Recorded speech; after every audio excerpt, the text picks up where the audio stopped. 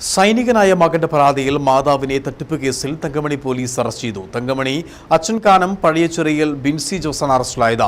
സ്വർണം മോഷ്ടിച്ചതും നാട്ടിൽ നടത്തിയ മറ്റ് സാമ്പത്തിക തട്ടിപ്പ് ചൂണ്ടിക്കാണിച്ച് മകൻ നൽകിയ പരാതിയിലാണ് അറസ്റ്റ്. തട്ടിയെടുത്ത പണം ആഭിചാര ക്രിയകൾക്കായി ഉപയോഗിച്ചു. വർഷങ്ങൾക്ക് മുമ്പും ബിൻസി സമാന രീതിയിൽ തട്ടിപ്പ് നടത്തി ഒളിവിൽ പോയിരുന്നു.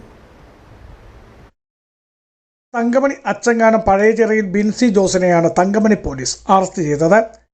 ഇവരെ ഒളിവിൽ താമസിക്കുവാൻ സഹായിച്ച മൂവാറ്റുപുഴ കദളിക്കാട് കുറുപ്പംപറമ്പിൽ അംബികയും അറസ്റ്റിലായി. സൈനികനായ മകൻ അഭിജിത്തിന്റെ പരാതിയിലാണ് മോഷണത്തിനും സാമ്പത്തിക തട്ടിപ്പിനും ബിൻസി അറസ്റ്റിലായത്.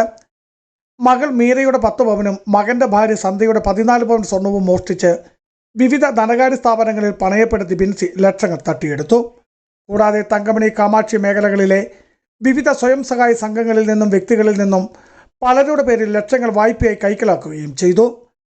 തട്ടിയെടുത്ത പണം എന്തു ചെയ്തെന്നറിയുവാൻ മക്കളും ഭർത്താവ് ജോസും പല പ്രാവശ്യം ആവശ്യപ്പെട്ടിട്ടും സ്വർണമെടുത്തത് സമ്മതിക്കുകയോ മറ്റു രീതിയിൽ കൈപ്പറ്റിയ പണം എങ്ങനെ ചെലവഴിച്ചെന്ന് പറയുവാനും തയ്യാറായില്ല.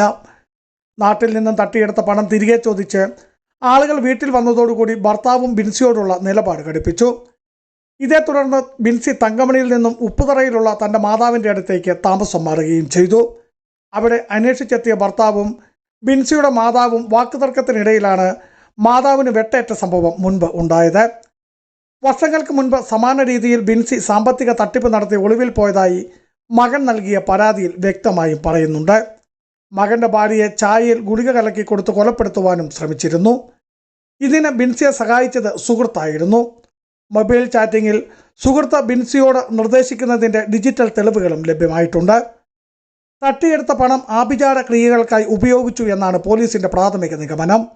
ഇവരുടെ വീട്ടിൽ നിന്നും വിവിധ മതചിഹ്നങ്ങളടങ്ങിയ തകിടും മറ്റും പോലീസ് കണ്ടെടുത്തു. ഒളിവിൽ പോയ ബിൻസി മൂവാറ്റുപുഴ കദളിക്കാട് കുറുപ്പംപറമ്പിൽ അംബികയുടെ വീട്ടിൽ ഒളിവിൽ താമസിച്ച് കഴിയുന്നതിനിടയിൽ ഇന്നലെ വണ്ടിപ്പെരിയാറിലുള്ള മന്ത്രവാദിയുടെ അടുത്തെത്തിയതായി രഹസ്യ വിവരം ലഭിച്ച തങ്കമണി പോലീസ് ഇൻസ്പെക്ടർ എബിയും സംഘവും ബുദ്ധിപരമായി പിടികൂടുകയായിരുന്നു. ചോദ്യം ചെയ്യലിൽ കുറ്റം സമ്മതിച്ചെങ്കിലും പണം എങ്ങനെ ചെലവഴിച്ചെന്ന് പൂർണ്ണമായും സമ്മതിച്ചിട്ടില്ല. കോടതിയിൽ ഹാജരാക്കിയ ശേഷം കസ്റ്റഡിയിൽ വാങ്ങി കൂടുതൽ ചോദ്യം ചെയ്തെങ്കിലേ വ്യക്തത വരുത്തുവാൻ കഴിയുകയുള്ളെന്ന് പോലീസ് പറഞ്ഞു. മരുമകളുടെ 14 പവൻ സ്വർണവും മകളുടെ 10 പവൻ സ്വർണവും പ്രതി അവരുടെ അനുമതി കൂടാതെ അവർ സൂക്ഷിച്ചിരുന്ന ലോക്കറിൽ നിന്നെടുത്ത് പണയം വെച്ചിട്ടുള്ളതായിട്ടാണ് അറിവായിട്ടുള്ളത്. അത് കൂടാതെ ഇവര് സമാനമായി സമീപവാസികളിൽ നിന്ന് ഒരുപാട് പണം പല സമയങ്ങളിലായി കൈപ്പറ്റുകയും അതുപോലെ തന്നെ പല ആളുകളുടെയും സ്വർണ്ണാഭരണങ്ങളും മറ്റും വാങ്ങി പണയം വെച്ചതായിട്ടും വെളിവായിട്ടുള്ളതാണ്. ഇത് പണം ഇവര്